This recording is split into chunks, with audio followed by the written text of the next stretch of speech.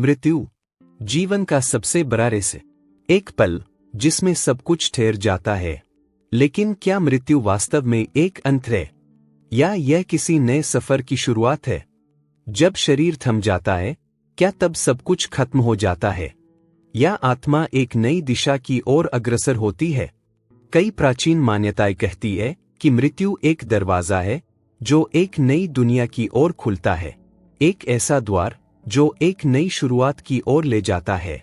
कुछ लोग मानते हैं कि मृत्यु के बाद आत्मा पुनर्जन्म लेती है, वह एक नए शरीर में प्रवेश करती है और फिर से जीवन का चक्र शुरू होता है।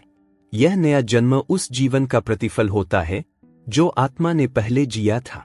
यह एक नई शुरुआत होती है जहां पुराने कर्मों का हिसाब लिया जाता है और आत्मा नए अनुभवों के लिए तैयार होती है। कुछ और मान्यताओं के अनुसार मृत्यु के बाद आत्मा एक और उच्चतर अवस्था में प्रवेश करती है।